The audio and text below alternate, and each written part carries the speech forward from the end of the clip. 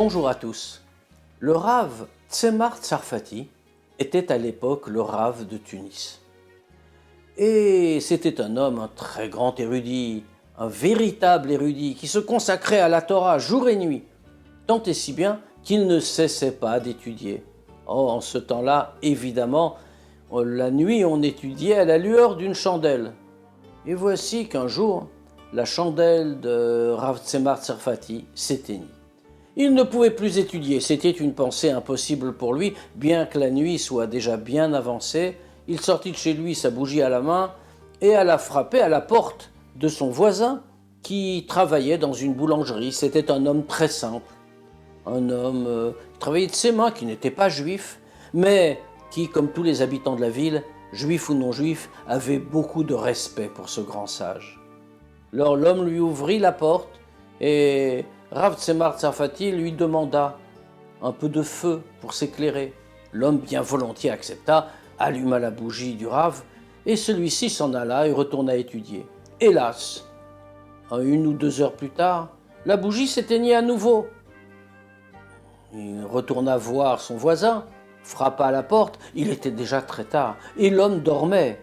Il finit par être réveillé par les coups à la porte et en grognant un petit peu, il se leva, il vit que c'était Rav Tsarfati et il ne voulut pas lui refuser encore un service.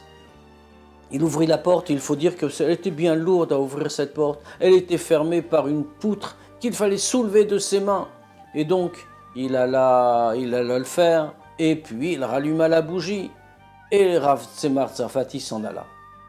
1 ou 2 heures plus tard, on était déjà bien au-delà de minuit. La bougie s'éteignit à nouveau. Rav Tzemar Tsarfati hésita. Il se dit, mais j'ai déjà dérangé 2 fois ce pauvre homme. En pleine nuit, je l'ai tiré de son lit. Vais-je le faire une 3e fois? Puis l'ardeur, la volonté d'étudier était chez lui trop grande. Il ne pouvait littéralement pas s'en passer. Il reprit donc sa bougie et alla de nouveau frapper à la porte de son voisin. Et celui-ci, un moment, pensa ne pas se lever. Il se dit, voyons, je travaille, comment vais-je faire? Je dois dormir. Mais refuser au Rav, il ne l'imaginait même pas, c'était un tel sage.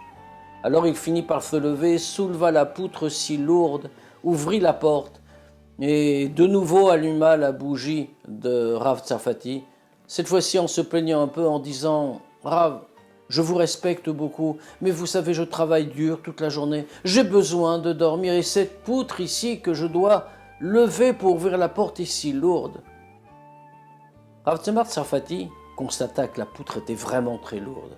Alors ému par le dévouement de cet homme, il le bénit et lui dit « Dieu remplira tous tes désirs et fera que tu auras une fortune qui dépassera le poids de cette poutre si lourde. » L'homme remercia et retourna dormir. Rav Tsarfati peut continuer bien sûr d'étudier. Il n'y eut pas eu d'autres incidents cette nuit-là.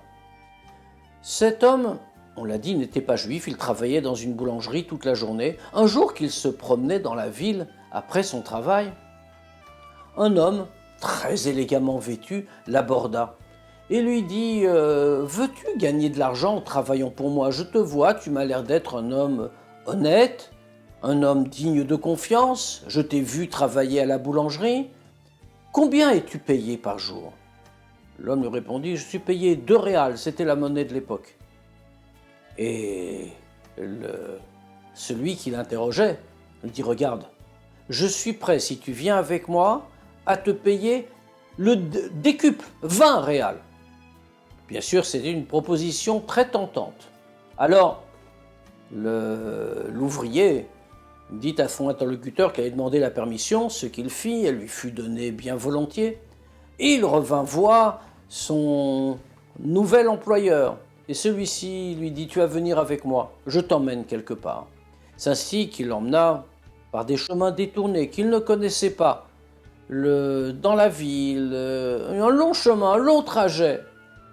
Et arrivé à un certain endroit, l'homme lui dit « Laisse-toi faire s'il te plaît, je voudrais te bander les yeux à partir de maintenant. » Ce qu'il fit, l'ouvrier a ainsi eu les yeux bandés et l'homme l'entraîna avec lui. Il sentit qu'il montait des marches, descendait des marches, entendit des portes s'ouvrir, se fermer, et à la fin, il se trouva dans une cave. Et là, dans la cave, l'homme lui retira le bandeau. Et il vit autour de lui des caisses et des caisses pleines de pièces d'or. Alors le propriétaire de tout cela lui dit, tu regardes, vois autour de toi, tu vois tout ce trésor qui se trouve là. Il y a des pièces d'or de différentes provenances. Ce que je voudrais, c'est que tu les comptes et que tu les classes par sorte de pièces. Et ce sera toi seul qui le feras. Mais je ne veux pas, bien sûr, que les gens sachent que je possède tout cela. J'ai peur d'être volé. C'est pour cela que je t'ai bandé les yeux, pour que tu ne puisses jamais retrouver le chemin. Mais reste ici autant de temps que tu veux. Il y a de la nourriture, il y a de la boisson. Tu peux rester ici autant de jours que nécessaire. Je te paierai tout le temps de ton travail. L'homme accepta, ainsi commença à travailler. Cela prit toute une semaine. À la fin de la semaine, le propriétaire réapparut, et il constata que tout est fini. Il paya l'ouvrier et celui-ci s'en alla. Et 1 ou 2 jours passèrent. Notre homme, cet ouvrier, avait repris le travail dans sa boulangerie. Et puis là encore, à la fin de sa journée de travail, il marchait dans les rues de la ville quand il entendit une proclamation.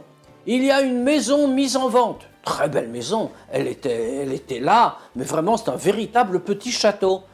Et l'annonce disait, un homme a été trouvé mort, il n'a pas de descendant, il n'a pas d'héritier, il a laissé ici une maison, le gouverneur a décidé de la mettre en vente. Elle sera mise en vente ici même, demain, telle qu'elle est, porte fermée, on ne peut pas y entrer.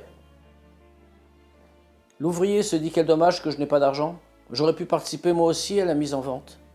Et puis il regarde la maison, et la maison lui dit quelque chose. Il faut les escaliers, il compte les marches, essaye de monter. Cela lui rappelle vraiment tout ce qu'il a ressenti quand il était conduit par la main, les yeux bandés.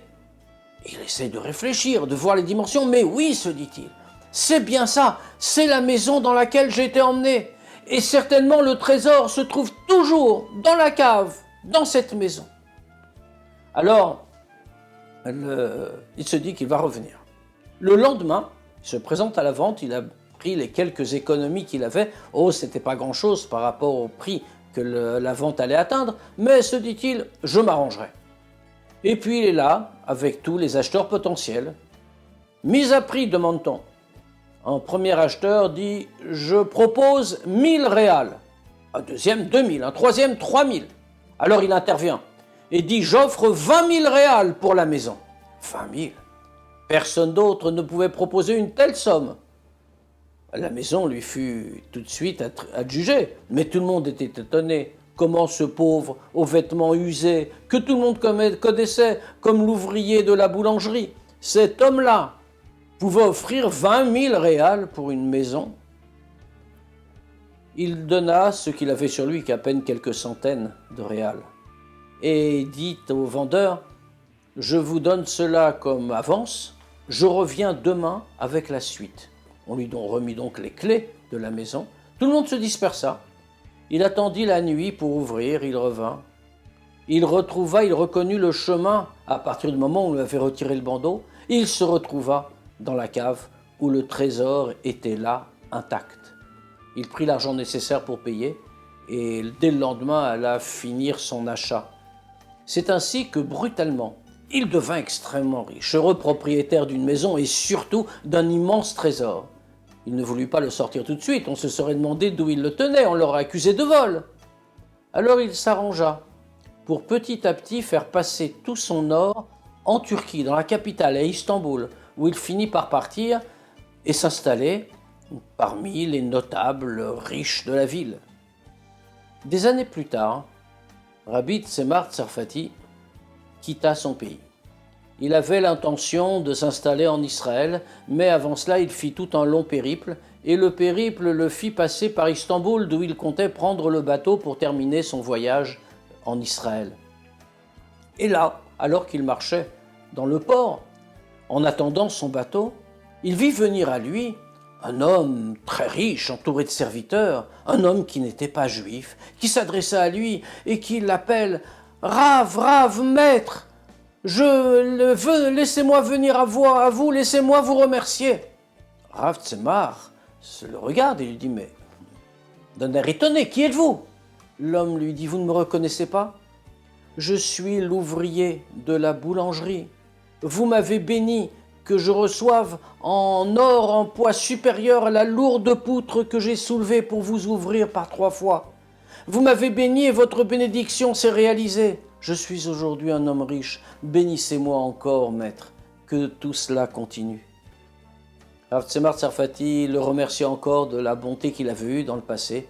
Il le bénit de nouveau et depuis lors, sous l'influence de Rav Tzarfati, l'homme fut toujours très bon, très généreux envers tous les juifs qu'il rencontrait.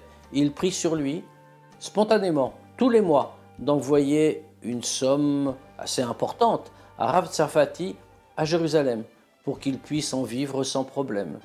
Ainsi est le pouvoir d'une bénédiction. Au revoir à tous.